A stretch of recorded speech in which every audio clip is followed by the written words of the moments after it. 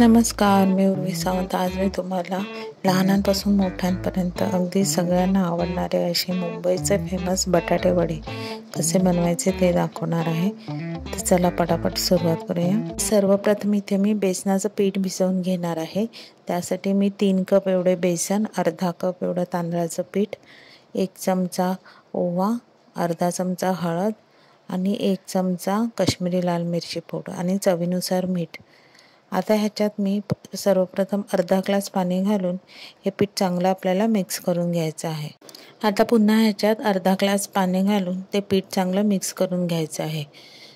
आता हे पीठ मला थोडं जाड वाटतं म्हणून मी पुन्हा थोडं पाणी ॲड केलं आहे। पिठाची कन्सिस्टन्सी ही मी व्हिडिओत दाखवल्याप्रमाणे ठेवायची आहे। जर तुम्हाला अजून जाड हवं असेल तर त्याच्यात 4 ते 5 टेबलस्पून एवढं पीठ ॲड केलं तरी चालेल। बटाट्याची भाजी करण्यासाठी इथे मी 8 मोठे बटाटे उकडून घेतले आहेत आणि ते स्मॅशरने चांगले स्मॅश करून घ्यायचे आहेत। त्याच्यामध्ये एकही बटाट्याची फोड राहता कामा नये। आता इथे खरड्यासाठी एका खलबत्त्यात मी 2 ते 3 मोठे चमचे एवढं आलं घेतलं आहे आणि ते चांगलं ठेचून आपल्याला बारीक करून घ्यायचं आहे। आता त्याच खलबत्त्यात तुम्ही बघू शकता मी फक्त 4 लसूण घेतले आहेत। इथे आपल्याला आल्याचा वापर जास्त करायचा आहे, आल्यामुळेच बटाट्याच्या भाजीला चांगला फ्लेवर येणार आहे। आता इथे लसूण ही चांगली ठेचून घेतलेली आहे।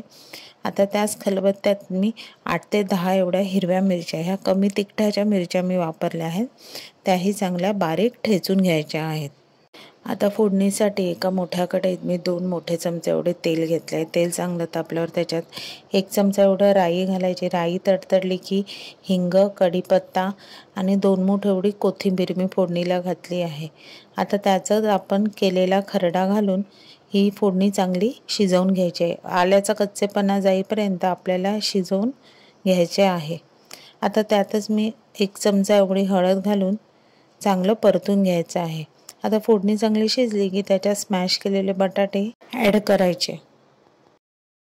उरलेली कोथिंबीर, चवीनुसार मीठ घालून भाजी चांगली एकजीव करून घ्यायची आहे।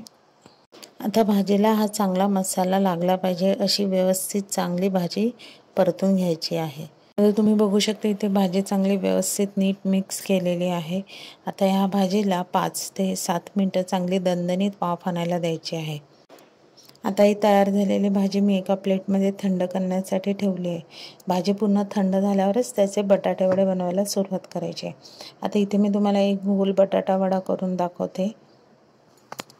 साधारण मला चपटेच बटाटे वडे करायला आवडतात। या चपट्या बटाटे वडे केल्यामुळे आपल्याला तळण्यासाठी तेलही कमी लागतं। तर हे अशा प्रकारे मी चपट्या आकाराचे बटाटे वडे करून घेते।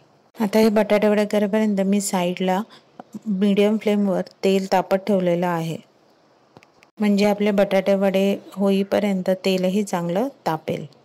आता इथे बघू शकता तुम्ही सगळे बटाटे वडे तयार करून झालेले आहेत।